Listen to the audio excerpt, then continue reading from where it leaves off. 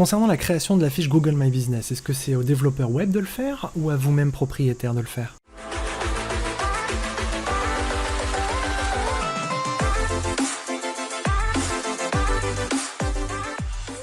Je voulais répondre à une question que j'ai reçue en commentaire d'une vidéo qui était justement, en tant que développeur web, est-ce que c'est à moi de créer la fiche Google My Business pour mon client ou au contraire, en tant que propriétaire de fiche ou propriétaire d'établissement, est-ce à moi de créer la fiche? Malheureusement, la réponse est un petit peu plus compliquée que soit le développeur web, soit l'entrepreneur. Car lorsque vous créez une fiche, n'importe qui peut le faire bien évidemment, mais lors de la validation, vous allez devoir accepter de recevoir un code par le courrier et donc à l'adresse postale de l'entreprise en question. Donc si vous êtes un développeur web ou quelqu'un qui s'occupe du marketing ou de la gestion digitale d'un client, il va falloir le faire en relation avec ce client afin que celui-ci puisse aussi recevoir le code et vous transmettre les coordonnées. Qui plus est, pensez aussi dans la pérennité, c'est-à-dire que il y a 4 types de niveaux d'accès à une fiche Google My Business. Une cachée entre guillemets qui est en fait le propriétaire principal de la fiche. Si vous en tant qu'agence web devenez propriétaire principal de plusieurs fiches, arrivez à un moment donné où ça va être un petit peu compliqué et surtout pour vos clients de devoir revendiquer leurs fiches eux-mêmes. Donc ce que je vous propose de faire, c'est que votre propriétaire, c'est ce que nous faisons chez formationgmb.fr, c'est que nous vous aidons à créer votre fiche et en devenir propriétaire principal pour ensuite nous transmettre le profil d'administrateur ou de propriétaire secondaire de la fiche. Mais c'est justement ce que je voulais voir ensemble. Lorsque vous êtes connecté à votre fiche Google My Business comme vous voyez ici, on a un petit onglet ici, utilisateur. Et c'est vrai que je viens rarement dessus pour vous montrer un petit peu de quoi il se passe, de quoi il s'agit, de quoi il retourne, mais effectivement c'est quelque chose de relativement important. Vous voyez ici donc toutes les autorisations qui ont accès à cette fiche étant la fiche de MIP 360, donc les visites virtuelles que nous proposons. Dans les utilisateurs, nous en avons 4 bien sûr. Alors ici c'est la partie un peu groupe et c'est dans le groupement perso parce que c'est personnel à la société MIP 360. Le propriétaire ici, Greg Robinson, qui est ma fiche personnelle. Ensuite, il y a le propriétaire principal qui est MIP 360, mon entreprise en poche, heureusement.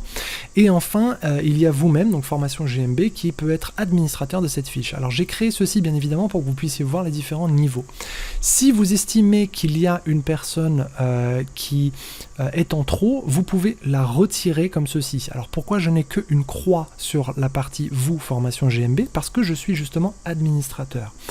À savoir, alors je vous mets le lien en description, vous pouvez aller voir notre cours dédié à ça, qui est gratuit, sur la partie accès des fiches et comprendre quels sont les différents niveaux. Mais je voulais vous mettre en aparté ici, le propriétaire, la différence entre un propriétaire et un administrateur, c'est qu'un administrateur va pouvoir tout modifier sur la fiche, que ce soit les services, les produits, répondre aux avis, répondre aux messages, les photos, les informations générales, etc., etc.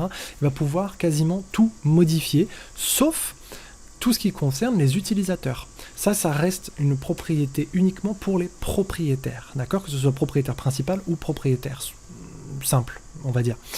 Maintenant, la différence entre propriétaire principal et propriétaire simple, c'est justement la notion que le propriétaire principal peut supprimer le propriétaire, mais le propriétaire ne peut pas supprimer le propriétaire principal.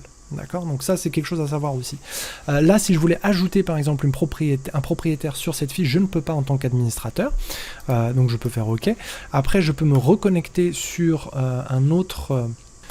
Maintenant, je me suis connecté sur le compte en tant que propriétaire principal. Donc quand je clique sur utilisateur, vous voyez que maintenant, je peux même modifier le différent niveau de propriété d'un client. Mais je peux aussi rajouter une adresse mail. Alors c'est quelque chose que, en tant que développeur web ou community manager, ou peu importe, si vous gérez une partie du digital, notamment la partie Google My Business d'un de vos clients, c'est ce que vous allez lui demander de faire.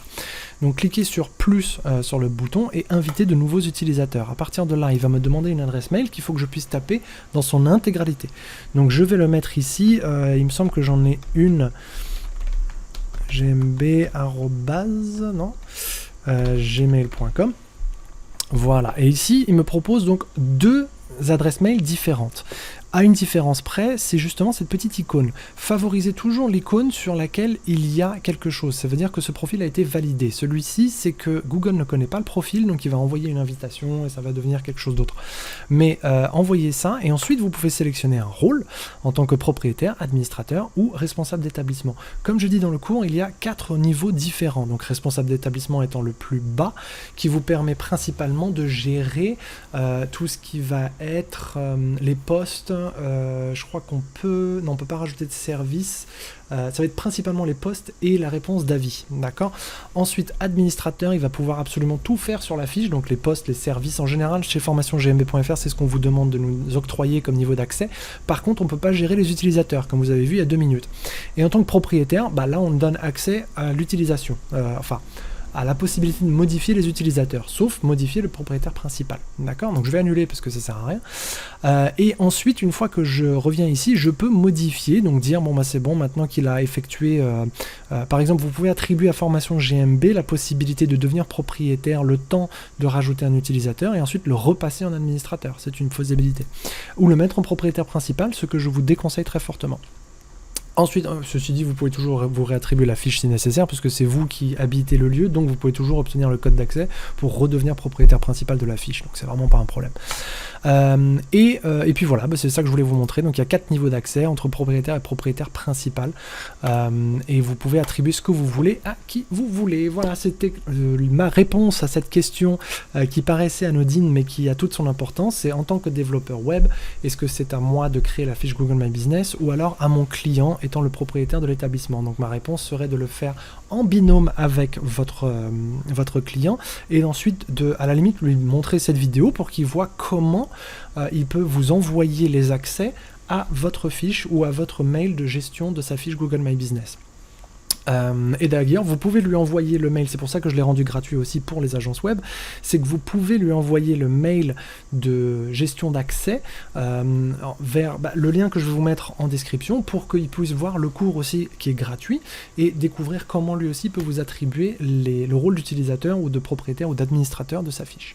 Voilà, c'est tout pour aujourd'hui. J'espère que cette vidéo vous a éclairci un petit peu quelques points sur comment gérer les utilisateurs et comment vous pouvez attribuer le rôle d'administrateur ou de propriétaire à une agence web avec qui vous travaillez ou avec un indépendant qui travaille pour vous en ce qui concerne la partie community management.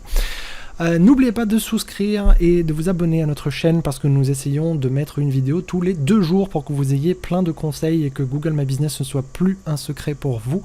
Et comme d'habitude, je vous conseille fortement d'aller voir formationgmb.fr où vous pouvez profiter de nos cours et découvrir l'ensemble de ce qu'il faut faire sur votre fiche Google pour pouvoir l'améliorer et en améliorer le référencement et surtout le positionnement dans les résultats de recherche.